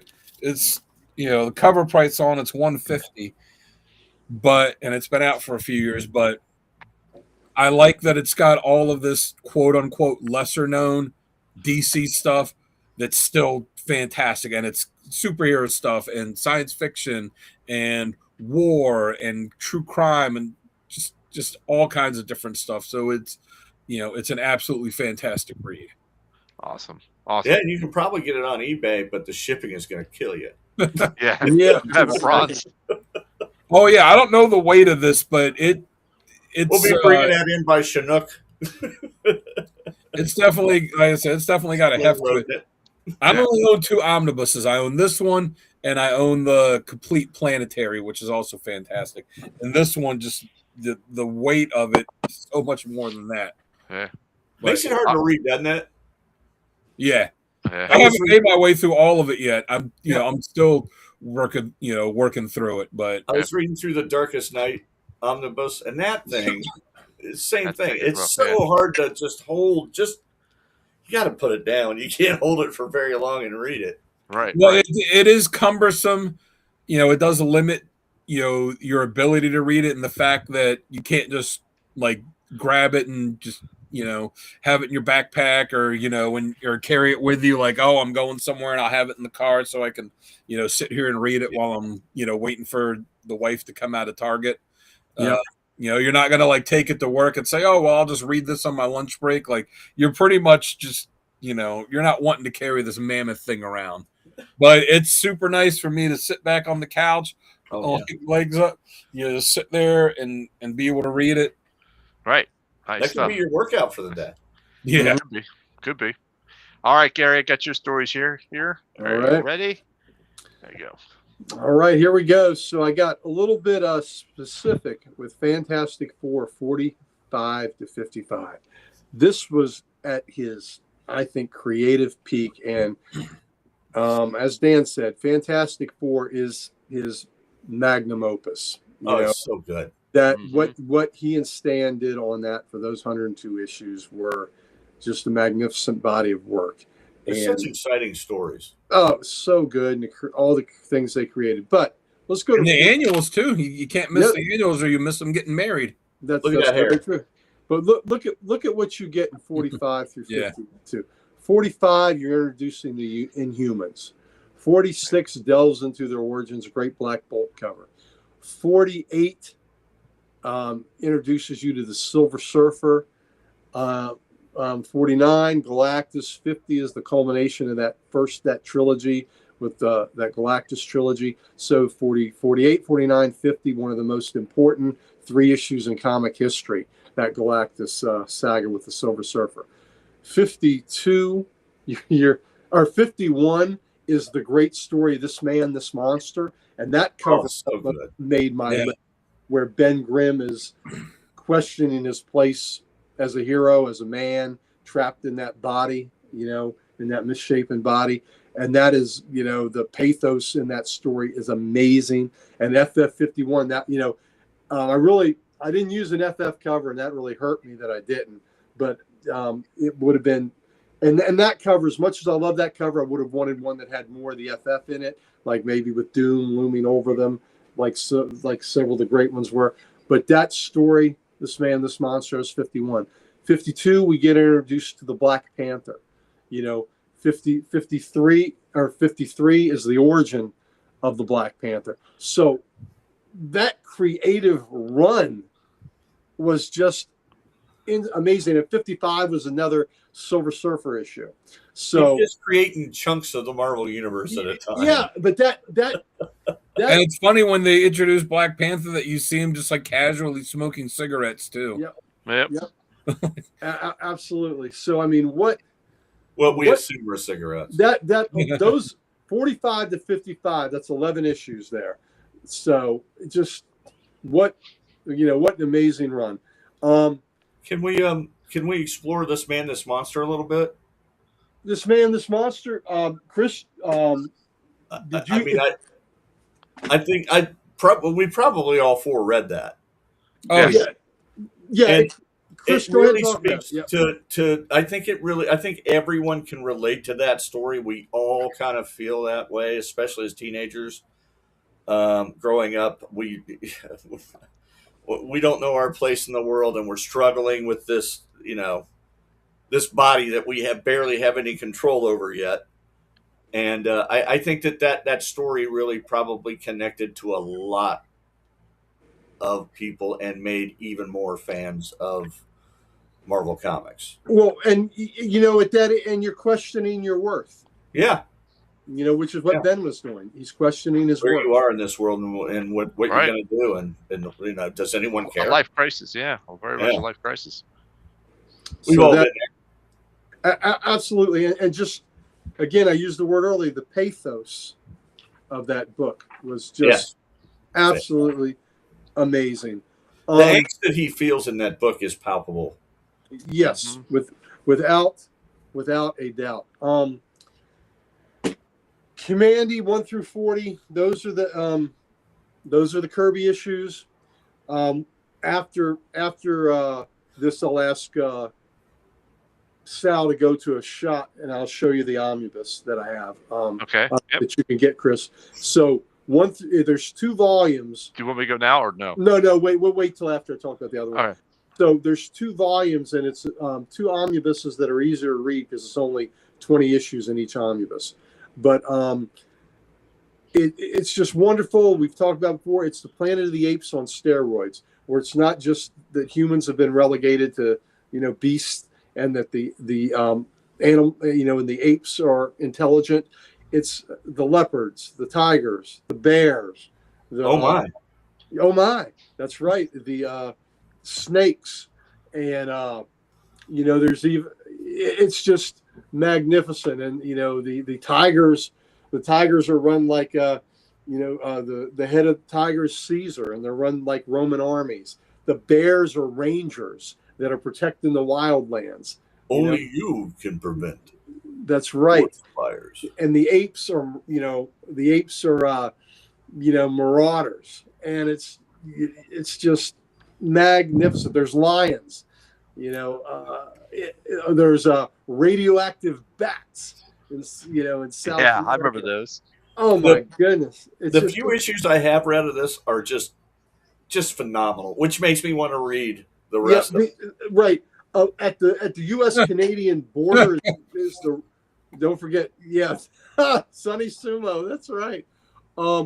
Just fantastic, trippy, wonderful stuff. My favorite work of Kirby's is Commandy. So I know I'm an outlier. Not everybody will tell you that. But what was really interesting is for Kirby's 100th birthday, DC Comics did a 13-issue series called the 12-issue series called the Commandy Challenge, where all these great creators signed up to do different issues, and they took that character of Commandy, and at the end of the issue, they would leave it in a cliffhanger, and the creative team that took on the next issue would have to get Commandy out of the cliffhanger and then create a cliffhanger of their own at the end of their issue for the next team to do.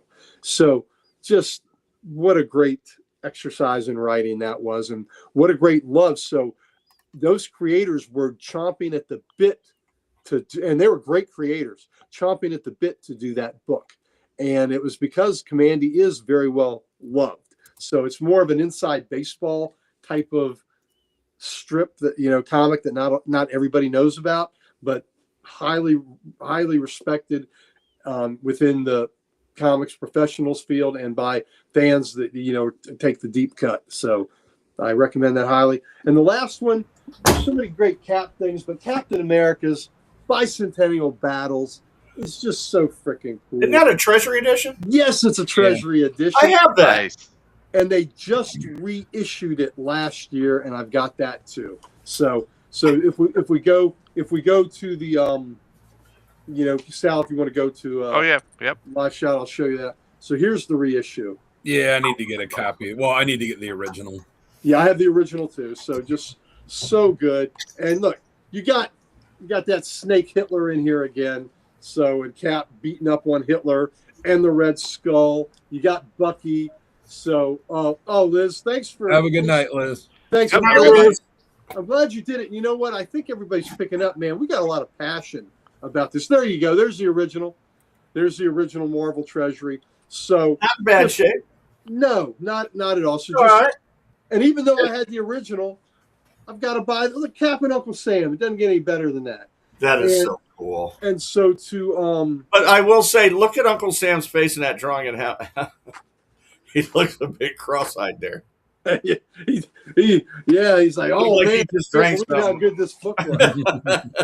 and the Mighty Marvel Bicentennial Calendar that Kirby did, they republished that. So It's so cool. It's really cool in here, and you've got some original reproductions of some. I remember original the year things. that came out, and we all remember. Well, You think it was 1976?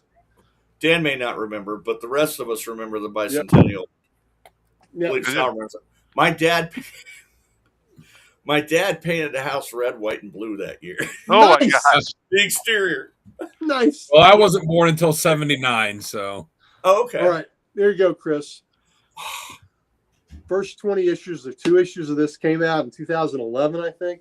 So it would certainly be out of print, but maybe it's Let's on see if I can eBay. find And I've got this signed by Mike Royer. Oh, wow. It's kind of neat. Think I So, can find that? yeah, back then, no. Written and penciled by Jack Kirby, inked and lettered by Royer. Wow. So just great stuff. Commandy. Definitely going to have Love to this. Love this book.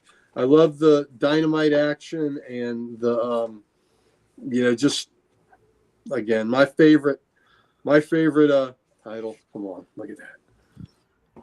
Look at those monkeys doing things. Look at those And apes. I'm a huge post-apocalyptic Yes. story fan. I love movies that are real bombs, like The Postman and Waterworld, and just anything that takes place after we've destroyed ourselves is always fun. Yep. That's cool. So anyway, Well, two you volumes. Oh, Two volumes of just this. wait another year or two, and you'll get to see it up close. Oh, dude, no, it's this year.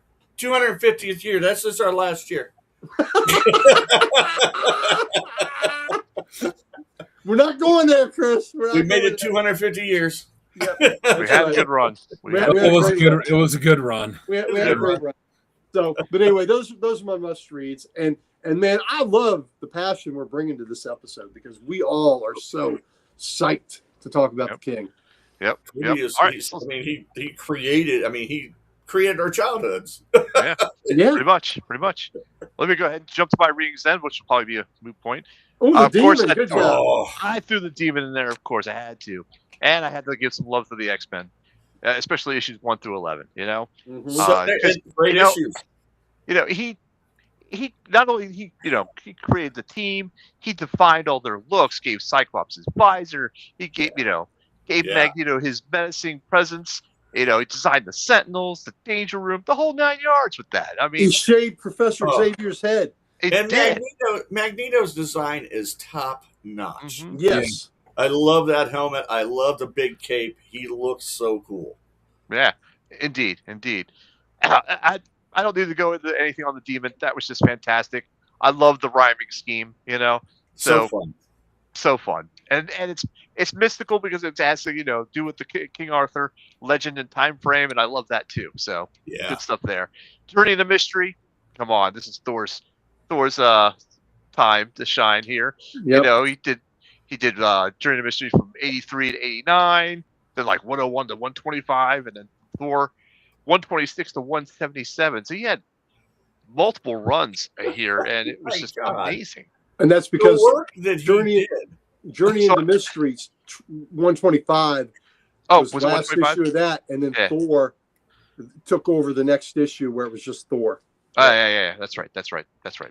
So, so the background I had to use, I had to collage stuff. I had to throw, Dark Side in there as well. You know, it's just, and we got the Kirby crackle with the lightning coming off the hammer over there to the left. It was interesting. He had the Silver Surfer for Marvel, and he loved the the conveyance of the surfboard. And remember the conveyance he had for the New Gods for the Black Racer? The skis. The skis, yes. Yeah. Black Racer. Yeah. Yep. The embodiment of death. Yes, absolutely. All right. So those are my must read. You think he was faster than the Flash? I don't know. The Black Racer's supposed to be pretty fast. Pretty cosmic. Yep. That's so true. All right. So now we jump to most underrated work that he's done, right, Dan? Is that the one that we're thinking? Most underrated work? I think that's what you had next. Oh, yeah. Yeah, so this segment's kind of a little different. We're going to point out what we feel like never got enough love or maybe didn't have enough attention that all the rest of the series got. I don't know. I honestly don't know what's his most underrated work, but after hearing you all talk about everything, including the romance stuff, I didn't realize how much romance stuff that he did. So I'm going to say the romance stuff that he is his most underrated work because I honestly didn't know about it. So I'm gonna vote for the romance stuff that he did is the most underrated work. So Gary, what about you? It's the romance stuff. Bingo. Yeah, because not like again, you just said it yourself. You had no idea that he created an entirely different genre of comic, and to be so polar opposite of what he did create with all the science fiction and all the fantasy and all the and also is almost there for me to think about was the Boy Commandos, and that's because, like Dan had mentioned, that was selling 1 million copies at one time. The Boy Commandos, we've lost it to time where nobody follows it or cares so much, but at one time that was selling more copies than Captain America was selling. The Boy Commandos. That's how beloved the Boy Commandos were. Right. All right, Dan, how about you?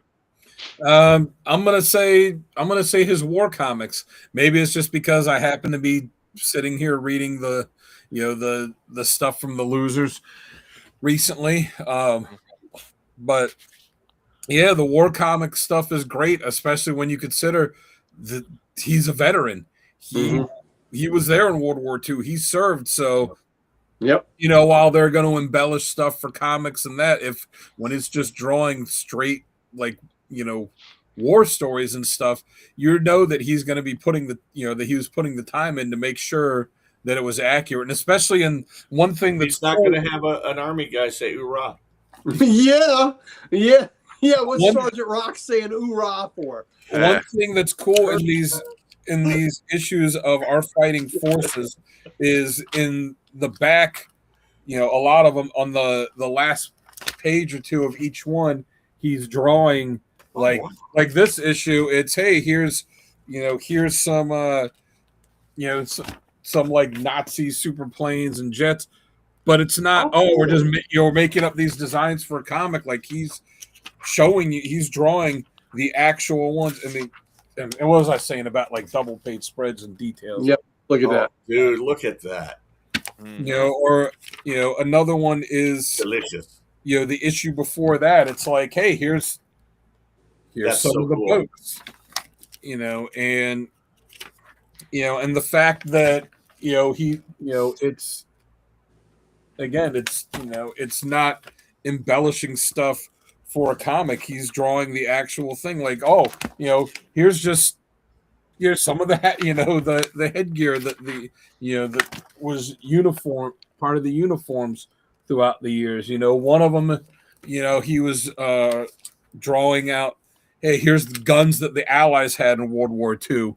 Drawing, so you could see like, and then saying, what the gun is and and details about it, which I thought that was super cool. That is cool. Yeah, very cool. Well, his young romance book at the height of its popularity was selling 1 million copies a month. Yeah, again, biggest selling genre of the 50s. Numbers that we don't even see today. Oh God, no. Yeah, if you had a book that was selling 1 million copies a month right now, man, that crazy. Yeah, in Marvel, they probably spin off 100 more copies of it just to ride that money train. With 900 more. Think how many variant covers that book would have. Yep.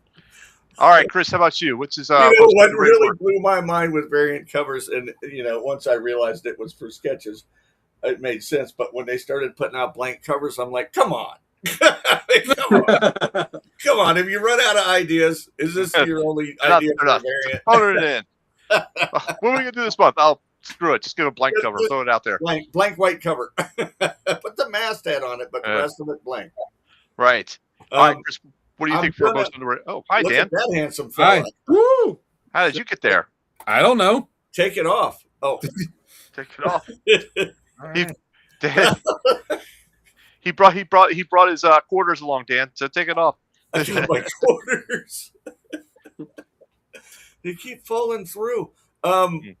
I only take I would have to agree with you guys and say romance comics, because, I mean, my God, I didn't know that he was the creator of that genre until Gary told me. Well, it's quite impressive that he created an entire genre of comics that really no one has heard of. I mean, if you ask a lot of people nowadays, they would scoff at you if you told them there were romance comics. No, there weren't. Yeah, no, there were romance comics. I want to say Young Romance 1 came out in 49. I think it was in 1949. And also, along with what Gary said, and it happened to the Boy Commandos, a lot of the lesser known work that we're talking about today, which seems like huge storylines like the Fourth World and Commandy, a lot of younger people have no idea what we're talking about. And those are stories that are going to get slept on in the next few generations. And I hope people don't forget about them. Yeah, me too. It happens. Mm-hmm. Very sure. I mean, yeah, romance, there's still a lot of, there's a lot of different comic genres out there. It's not just superheroes. You can find war books and science fiction and horror and crime and all that. Romance, I mean, there's still some out there, but it's not, you have to search for it. It's not easy to find. It's an odd niche little grouping of books, but, and it you got to be careful. If you go too far over into romance, you get into stuff like Vegetable Lover. Hey, no kink shaming. One of Sonny's kink shaming. No kink shaming. Station. That's right. The other day, Mike, myself, and Sonny all had our Vegetable Lover books. So it was great. I'm almost certain that Sonny has not read it yet. It's only been like a year since I gave it to him. So Sonny says he's getting it slabbed. He's yeah, not but going to. he actually, I could actually verify that, Dan. He has not read it yet because in his collecting goals video, he wants to send it off to be slabbed, but he has to read it first. I think he says that. Anyhow, moving on with the show. What's our next topic here to talk about? Best co-creator. So what do you think his best co-creator was? And Dan, you go first on this one. I mean, it's got to be Stan, right? I was going to say, it's got to be Stan. I mean, Simon would be close up there for the stuff that they co-created, right? The entire romance genre, Captain America, a lot of the stuff. But I mean, the stuff that he did with Stan, just creating the Marvel universe, right? And like I said, I give more credit on Fantastic Four to Kirby than I do with Lee. But that's not to say that Lee didn't have anything to do with it, because clearly he did. So, Fantastic Four, X-Men, Hulk, Thor, character after character. The list goes on. Yeah. Yep. And Stan was great at writing. Stan was better at writing dialogue than Kirby was. Oh yeah. Yeah. Kirby's dialogue could be a little stilted. Stan had a better touch on the dialogue. And I think that's because Stan was more of that like you said, he's that promo guy. He's that guy that likes to shine in the spotlight. Yeah. He's a glad-hander. Yeah. Well, he's a politician. Yeah. What do we call him? The Carney. We call him the Carney, right? He's a carnival worker. Yeah. Right. Exactly. So, check out what I got. Buy my apple, only $1. There you go. All right. So let's see. Chris, why don't you buy my new product, instant water. Just add water. Just add water. Just add water. It's all what was the question? Well, like his best co-creator with him. Best co-creator. I mean, it has to be Lee, right? Yeah. I think we're all pretty much agreed with that. But like Dan said, Simon is a close second. They were making waves in a fledgling industry. Yeah. People loved Kirby even back then. True. I mean, that's a big thing. But yeah, his best co-creator has to be Lee. Okay, Uncle Gary, what do you think? All kudos to Joe Simon, but it's a slam dunk Stan Lee. Yeah. And I'm going to have to agree with everybody on that as well. So, and that's probably only because of the era. Maybe as we get to other creators, there may be other better co-creators that are more extensive list. I think during this time frame, it was really just like 3 or 4 people, and that was it. I mean, that's all Marvel was at the time. Yeah, right. And that's what it was. Well, it was also too because Kirby was so popular with Marvel, they didn't want artists. They wanted to do anything different. They wanted the artists to draw like Kirby. Stan would tell artists when they would turn stuff in, he's like, "No, draw it like Kirby," or he would just say, "Go get Kirby to draw it," because he knew he could get it done. It would be done fast. It would be done good.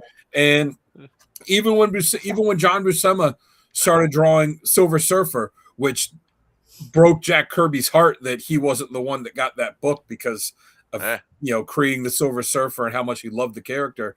Right. But Buscema, when he started really doing his own style, Stan Lee got pissed off. He's like, people are going to hate that. They're not going to want to see that. Draw like Kirby. Yeah. Okay. Yeah. All right, Chris, how about you? You want me to go again? Oh, sorry. Did you already go? Okay. Yeah, we all went. We all said Lee. Stan Lee. Damn it! I thought I did think. All right. So now we're on the best character. Dan, kick us off with best character. Don't say Captain America. I mean, as much as I love Cap, and Cap is my favorite, just for the impact, Fantastic Four. Yeah. I really thought you were going to go with Captain America, to tell you the truth. Again, it's me personally. I would say Captain America because he is my favorite character. But I am looking at it and saying, again, just for what it was, because that was the book that the Marvel Universe came from, was that book. And everything that came out of that, all the different characters and stories and everything that came out of that book, Fantastic Four is his crowning achievement. I agree. All right, Chris, now you can go best character. Characters. I love the Fantastic Four. Love them. But being a DC guy, I'm going to have to go with Darkseid. Darkseid Not a bad choice. is the biggest, baddest villain in DC, bar none. Yeah, I agree with that. I can't complain. I mean, you can't dispute that without a doubt. So, I mean, it's an impressive feat to just roll in there after a history of DC just creating all this stuff and go, well, here's your most badass villain, and I created him. Bam. Well, it's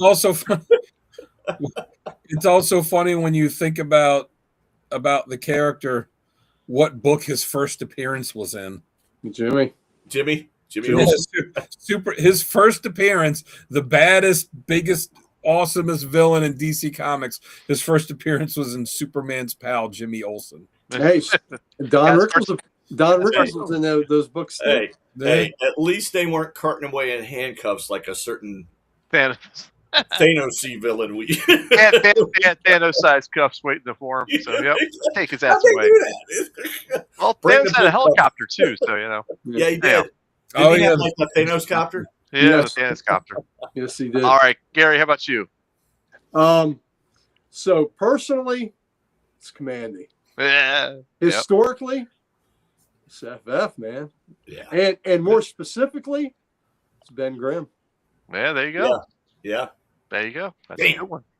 All right, for me, I actually went with X-Men. I went with the X-Men. Wow. Because of the, I agree with you guys on Fantastic Four, but I went with the X-Men because of the whole genre, you might say. Yeah. Well, I've got to agree with all you. He did so much amazing stuff that there's no wrong answer. That's so true. Kissing up to Sonny. What's that? You kissing up to Sonny. I'm always doing that because Cyclops is the best leader ever. Does Sonny have any action figures of the X-Men? Destroyed or not? He has some pieces. They all have different handicaps. You got remember that thing from Marvel in the 90s? What? Remember that Marvel ad in the 90s? Combo Man? Yeah. The reason they created that was because they saw Sonny's toy collection where he just had mangled all these toys and smashed a bunch of them together. And they're like, hey, what if we do that in a comic? Yep. All right, guys. For the last subject or last topic of the night, we have creators or characters that we want to see him or see that he could have worked with or should have worked with. I'll go first. I'll say, even though it's kind of an oddball choice character-wise, I think it would have been cool to see what he could have done with a character like Booster Gold or like Booster Gold with the series that Jeff Johns did when he was like when he was jumping back and forth in different time periods to like kind of patrol keep the time stream safe. So a character like that or a character like Wave Rider jumping back and forth doing time stuff, I think it would have been cool to see Kirby do that because he did so many different genres that he would have gotten the chance to do all the different genres in one book from issue to issue. Like one issue, you're going to get a Western. He's like, he's going to go back and you're going to see him do Jonah Hex. And then another one, you're going to get a sci-fi in the future with Legion of Superheroes. And then another one, you're going to get modern day and he's going to be doing, a crime noir thing with Batman. And you're going to get to see all of that stuff. So I think it would have been cool to see him with that. And as far as a creator, it would have been, with sensibility wise, with being the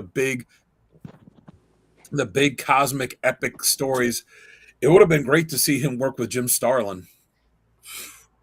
To see, yes, it would have.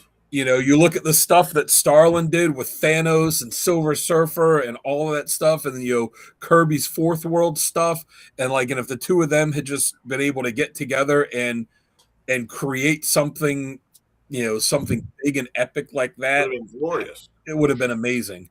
Like, I don't know if you would have, you could have had Kirby inking Starlin. You could have had Starlin inking Kirby. Mm-hmm. Yeah, very true. All right, Gary, how about you? You have anything? Well, and Chris said it seemed like Kirby was dosing on some things.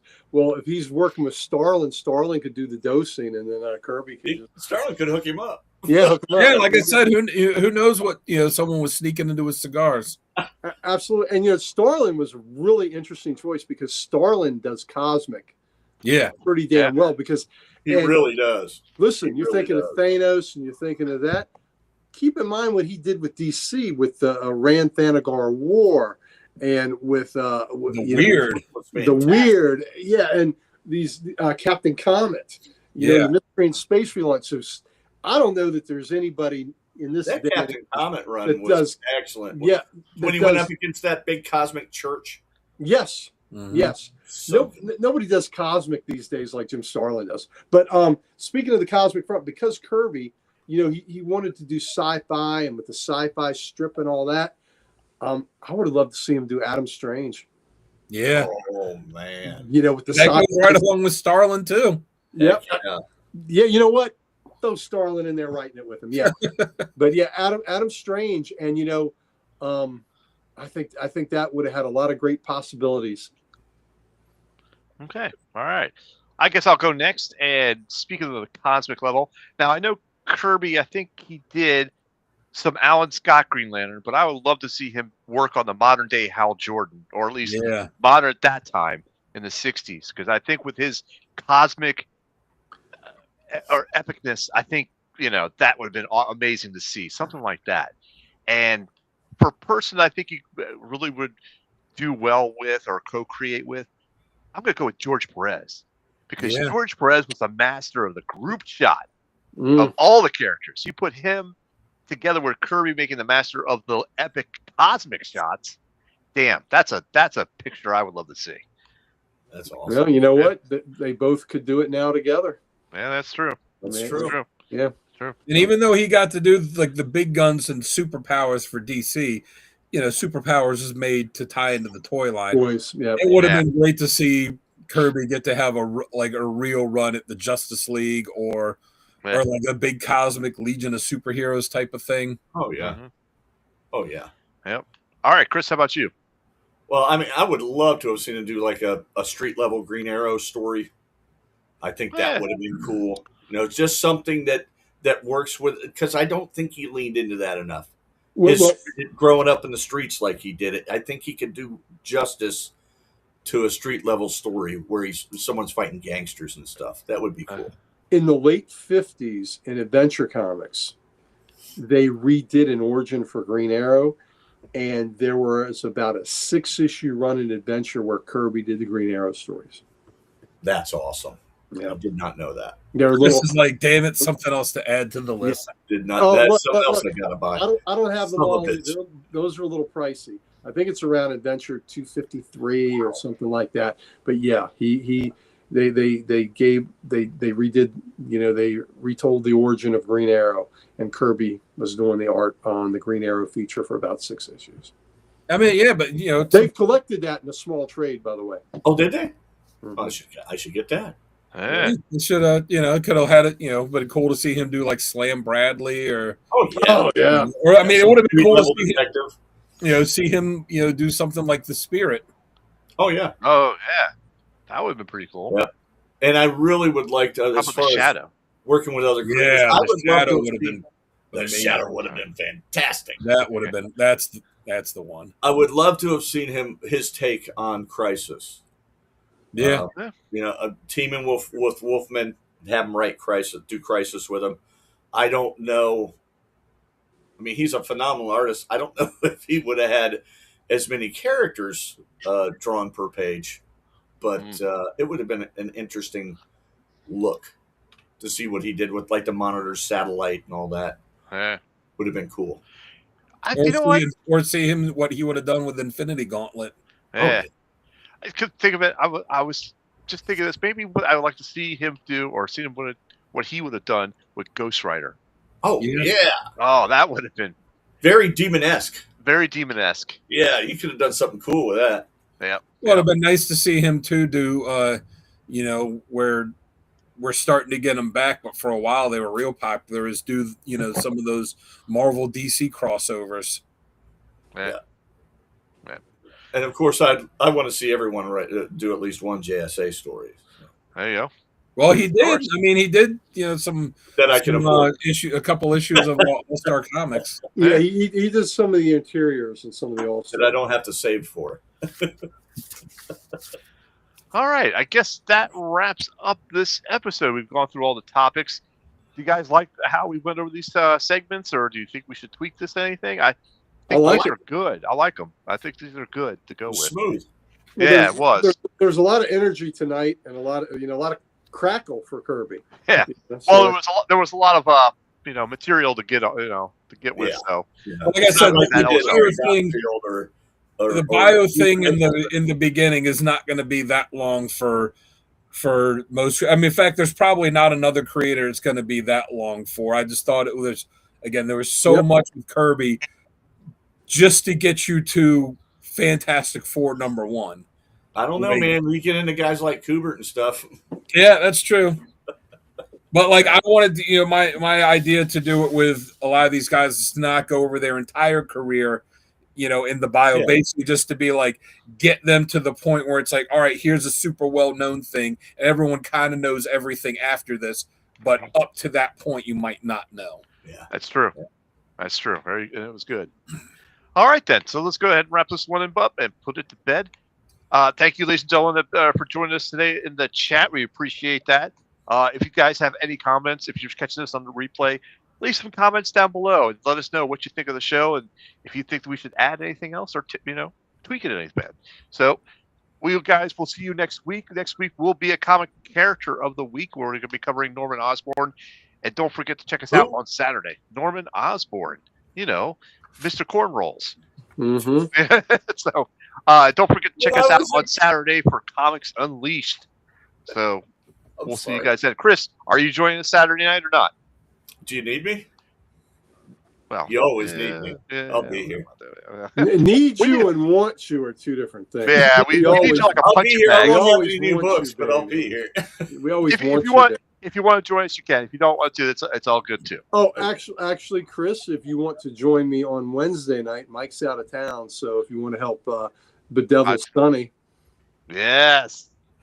I would be more than happy to do that. To help bedevil Sonny. Sonny, if you're listening, you're in trouble, brother. Yeah, Sal, if you want to take a drop of that, it was at about the 1 hour 56 minute, about 40-second mark. If you want to just get a clip of Gary saying, Chris, do you want to join me Wednesday night? to bedevil Sonny. Short. Join that. No, we'll cut that end part out. Right. I want to make that my ringtone for Gary. All right, ladies and gentlemen, you guys take care. We'll see you next time. Gaping holes.